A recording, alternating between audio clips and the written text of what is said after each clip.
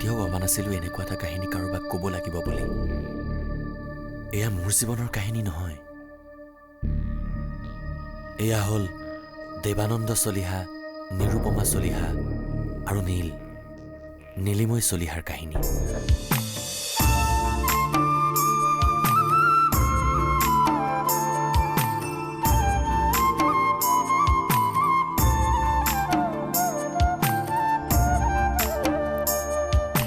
আপুনি তাক হোষ্টেলত থ'ব বিচাৰিছে নেকি? ভাবিছোঁ, আৰু তাৰ ভালৰ কাৰণেই ভাবিছোঁ। কিন্তু মই তাক ইমান দূৰত থৈ মই কেনেকৈ থাকিম? সেইটো হ'লে আপুনি ভাবি চোৱা নাই। নীল, মা, তুমি আৰু পূজা কৰিব নোৱাৰা। নীল, বেছিকে ভাল পালে ঈশ্বৰে তোমাকো নিজৰ ওচৰলৈ লৈ যাব। মই কাৰ লগত থাকিম মা?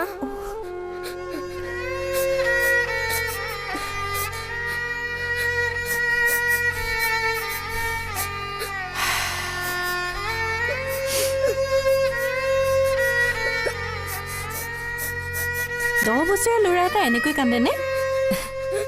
চা, মই সদায় তোৰ লগতে থাকিম নহয়। নাকান্দিবিচোন, মোৰ ভাল ল'ৰা। নাকান্দিবি। ব'ল, মুখ হাত ধুই লগৈ আহ।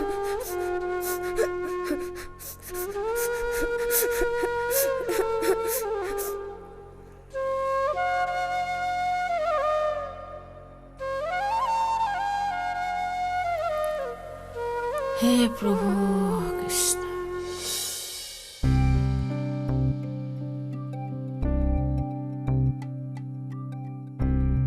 কি কৈছে তেখেতসকলে? কৈছে মানে ছাৰ, তেখেতসকলেতো এক প্ৰকাৰ বেয়াই পাইছে। মানে তেখেতসকলে এইবাৰ বোনাছ 8% দিয়াৰ কথা ঠিক কৰি থৈছিল। এতিয়া আমি যেতিয়া 12% দিম বুলি ঠিক কৰিলোঁ, তেওঁলোকতো এক প্ৰকাৰ অসন্তুষ্টই হৈছে। বৰ্মন, বাগানখন মোৰ, কিন্তু মই বনুৱাসকলক বাদ দি জানো এইখন বাগান চলাব পাৰিম? আৰু গৰাকী হ'লেইতো তেওঁলোকৰ সুখ সুবিধাৰ দায়িত্ব মোৰ ওপৰতেই পৰে। মই ভাবোঁ এই বছৰ আমি 12% বোনাছ অনায়াসে দিব পাৰিম। কিন্তু ছাৰ, তেখেতসকলে আমি আমাৰ কামটোতে মন দিওঁচোন। মই বিচাৰোঁ সেউজবাৰীৰ প্ৰত্যেকজন মজদুৰৰ মুখত যাতে আনন্দৰ ভাৱ দেখিবলৈ পাওঁ। যাৰ জহতে দুটা পইচাৰ মুখ দেখিবলৈ পাইছোঁ, তেওঁলোকৰ মুখবিলাক অন্ধকাৰ হৈ থকাটো জানো দেখিবলৈ ভাল কথা? আপুনি যাওক, ঘোষণা কৰি দিয়কগৈ, এইবাৰ বোনাছ 12%ই হ'ব। কিন্তু ছাৰ, এই সেউজবাৰী মোৰ বৰ মৰমৰ, বৰ হেঁপাহৰ চাহ বাগিচা বৰ্মন। ইয়াৰ প্ৰতিজোপা গছ মোৰ বৰ আপোন। হয়তো মৰাৰ পাছতো মোৰ আত্মাই এই বাগানতেই বিচৰণ কৰিব। ছাৰ, আপুনি কি হ'ল, ভয় খালে নেকি? কিছুমান অসম্ভৱ কথা ভাবিয়েই ভাল লাগে দিয়কচোন।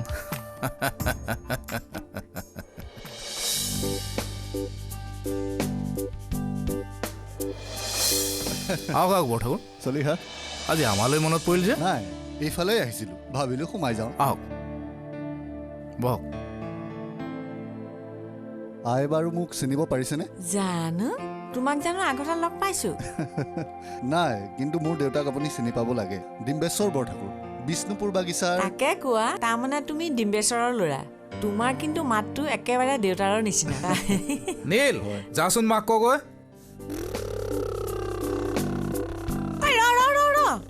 তই যে লৰ মাৰিছ, মাৰক কি বুলি কবিগৈ? তুমিও যে আইতা মা, মই নাজানো নেকি? আলহী আহিছে, চাহ দিব লাগে। কি ডাঙৰেই হ'ল দেখোন।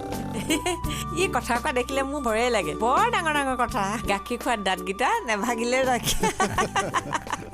এতিয়া কওক বৰঠাকুৰ। মই কিয়, আপোনাৰ ক'বলৈ একো নাই জানো? মই বোনাছৰ কথাটো লৈ আহিছিলোঁ। বোনাছ? আপোনালোকক ইমানকৈ কোৱাৰ পিছতো আপুনি 12% বোনাছ কিয় এনাউন্স কৰিলে? এইটো প্ৰশ্নৰ উত্তৰ জানো মই আপোনাক দিব লাগিব?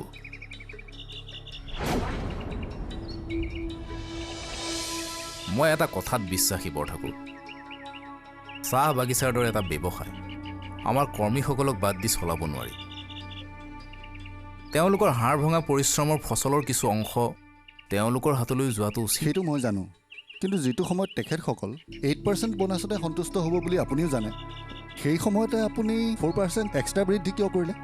যোৱাটো বছৰত আমাৰ উৎপাদন বৃদ্ধি হৈছে, বজাৰতো আমাৰ চাহে এটা ভাল দাম পাইছে, গতিকে এইবাৰ মই 100 টকাৰ ঠাইত 104 টকা দিয়াৰ সিদ্ধান্ত লৈছোঁ। কিন্তু এই লাভৰ কথা তেওঁলোকেওতো জানে। আজি 4 টকা বঢ়াই দিছোঁ, কাইলৈ যদি বজাৰ বেয়া হয় তেনেহ'লে 8 টকা কমাই দিলেও চাব তেওঁলোকে কোনো আপত্তি নকৰিব।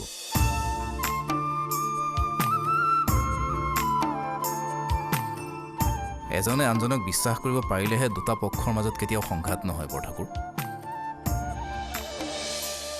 তলতীয়া কৰ্মচাৰীৰ আনুগত্য নহয়, বিশ্বাস আদায় কৰিব পৰাটোহে ডাঙৰ কথা বৰঠাকুৰ।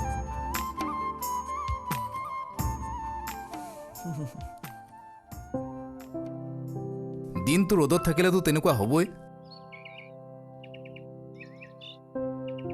স্কুলখন যে কেতিয়া খুলিব তাক আগবেলাটো ঘৰৰ পৰা ওলাবলৈকে নিদিবা।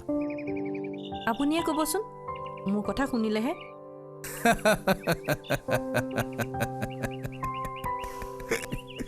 এতিয়া বুজিলাতো, মানে মই যে তোমাক কওঁ অতিমাত্ৰা মৰম কিন্তু ভাল নহয়।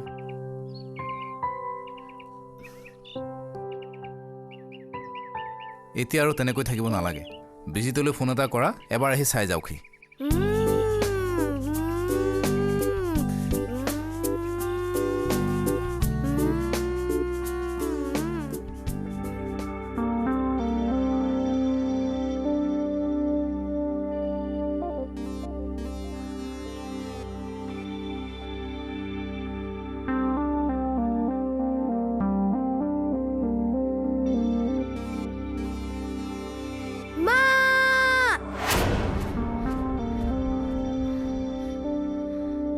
নীল, নীল, নীল, ভালে ভালে ওলাই আহ দেই, মোৰ কিন্তু খং উঠিব এতিয়া। ক'ত গ'লি?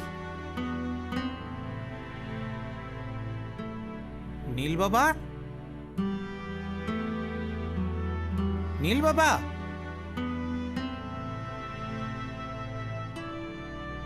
নীল বাবা,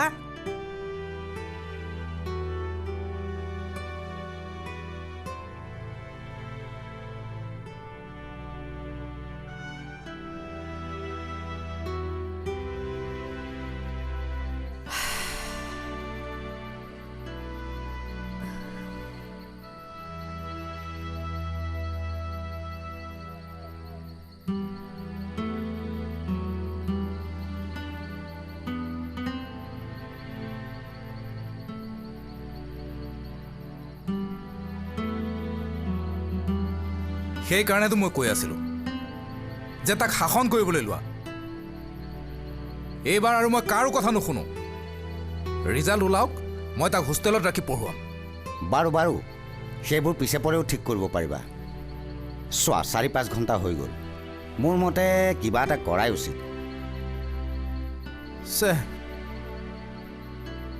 পুলিচলৈ খবৰ এটা দিওঁ নেকি?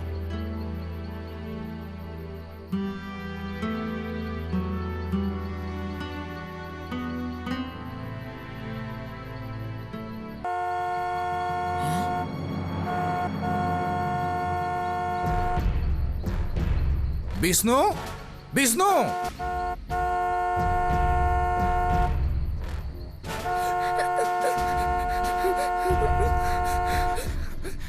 নীল বাবা,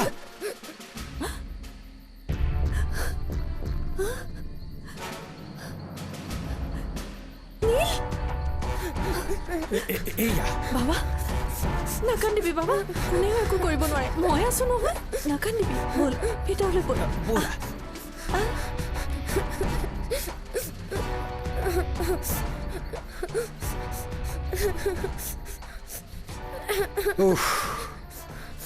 ৰক্ষা, তাৰ যে ইনজেকশ্যনলৈ ইমান ভয় সেয়াতো মই নাজানো।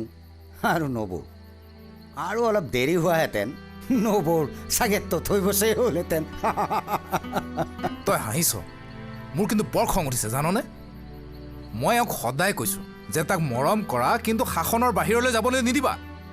হ'ব আৰু দে, মাকৰ মৰম, আৰু তাৰ বুজিবৰ বয়সে হোৱা নাই, তাক ডাঙৰ হ'ব দেচোন।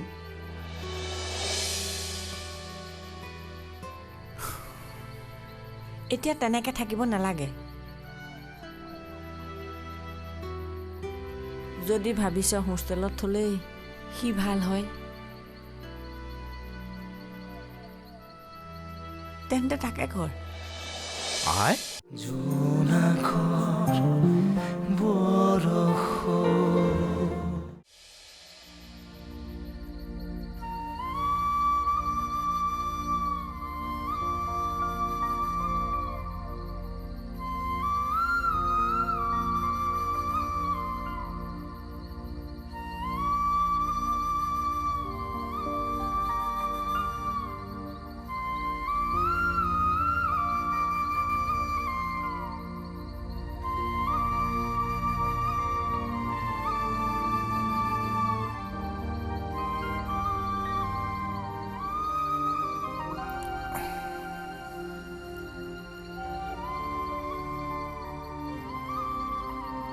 তুমি কথাবোৰ তেনেকৈ কিয় ভাবিছা?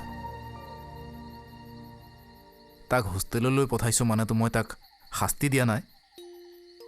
সি জানো মোৰো ল'ৰা নহয়? মইতো তাৰ ভালৰ কাৰণেই। আপুনি একেবোৰ কথাকে কিমান কৈ থাকে? সি যে এদিন ঘৰৰ পৰা বাহিৰলৈ ওলাই যাব লাগিব, সেইটো কথা জানো মই নাজানো?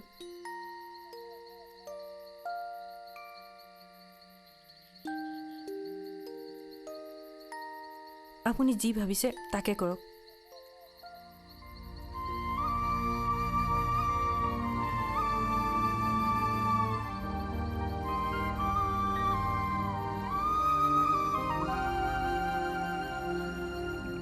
তুমি কেনেকৈ জানিলা? তুমি জানো স্কুলত পঢ়িছিলা?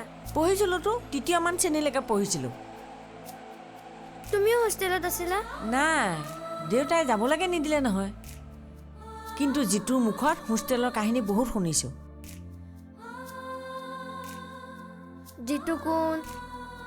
যিটো কোন মানে এটা ল'ৰা আমাৰ ঘৰৰ ওচৰতে থাকে, তাৰ মুখত শুনিছোঁ নহয়। প্ৰথমতে আকৌ সি যাবই খোজা নাছিল, পিছত বন্ধটো আহিব নোখোজা হ'ল।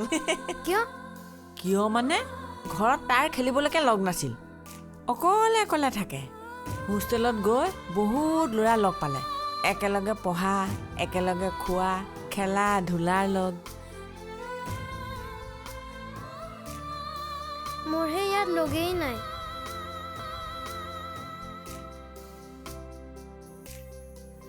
কথাটো ময়ো গম পাইছোঁ। দেউতাক কম নেকি, নে তই নিজে কবি? তুমি কোৱা নাই তামা, দেউতাই তোমাক বৰ ভয় কৰেতো, তোমাৰ কথা শুনিব। তেনেহ'লে আমাৰ নীল হোষ্টেললৈ যাব? যাম।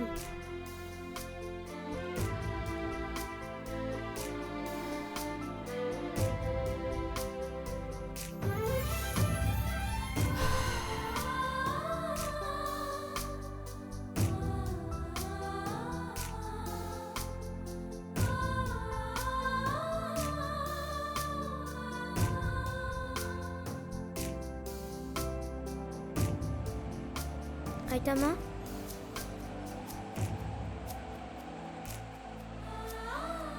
ওলালা নেকি? তুমিও যাব লাগিছিল আইতামা। যাম বোপাই, তোমালোক আগতে গৈ ঠান ঠিক লোৱাংগেচোন, মই যাম দেই। ব'লা। আই, আমি আহোঁ তেনেহ'লে। যোৱা।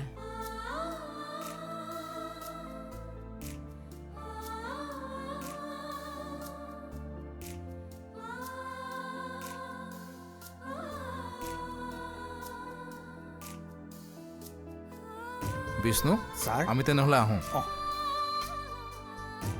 তুমি আইৰ যত্ন ল'বা, আৰু প্ৰয়োজন হ'লে নগেন বৰ্মনক মাতি দিবা। হ'ব ছাৰ। আমিও বেছি দিন নকৰোঁ, 4-5 দিনমান লাগিব। ইয়াৰ এডমিশ্যন হৈ যোৱাৰ পিছত আৰু আমাৰ বিশেষ কাম নাই। হ'ব ছাৰ। আহিছোঁ দেই।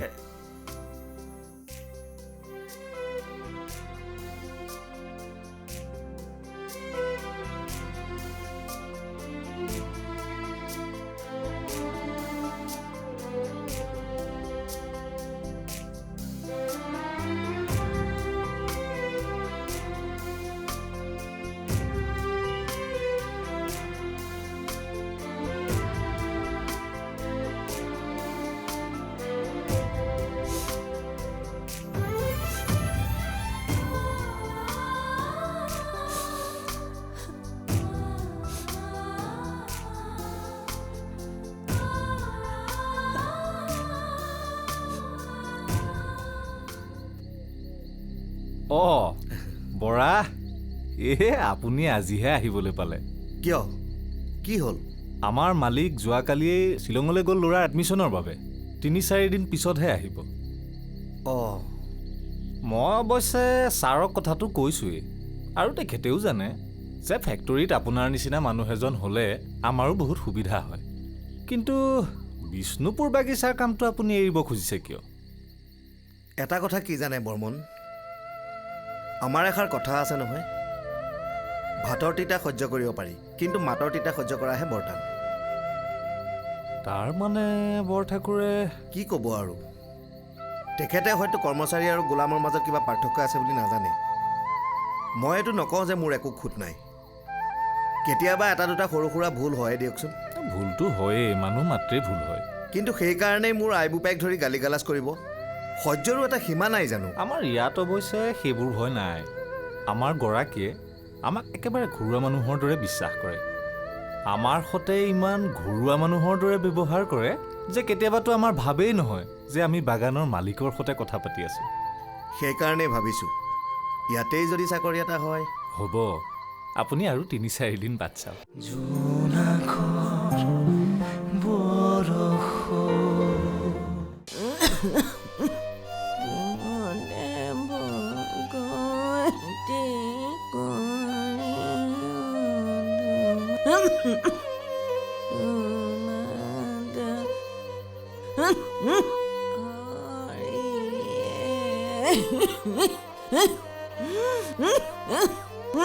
আই নগেন হয়, আহিলি। দেৰি হোৱা দেখি আকৌ মই ভাবিছিলোঁ বোলো তোৰ গা চাই বেয়া হ'ল নেকি। এই চাওঁ ইয়ালৈ ফোন এটাকে লগাচোন। মই অফিচত সোমাই ছাৰলৈ ফোন কৰিছিলোঁ। নীলমাইনাক স্কুলত ভৰ্তি কৰা হৈ গ'ল। কাইলৈ ৰাতিপুৱা হোষ্টেলত থৈ ছাৰহঁত উভতি আহিব। সিও যে আৰু ল'ৰাটো থৈনো আহিব লাগেনে? দুদিনমান থাকি অহা যোৱা কৰি খবৰ লৈ আহিব পাৰিলেহেঁতেন। নহয়, মানে কেৱল শনিবাৰেহে দেখা কৰিবলৈ দিয়ে, গতিকে এৰা পাই ল'ৰাটোলৈ দিনটো চেৰেং চেৰেংকৈ মনত পৰি আছে। সিও গ'লগৈ, মোৰো কাম নোহোৱা হ'ল। একেবাৰে বোলে পূজা বন্ধতে আহিব পাৰিম। কথাটো সঁচা নেকি বাৰু? এৰা, এতিয়াতো পূজাতহে দীঘলীয়া বন্ধ আছে। পূজা বন্ধলে বহুত দিন নাই জানো? তেতিয়ালৈকে বা থাকোঁ নে নাথাকোঁ।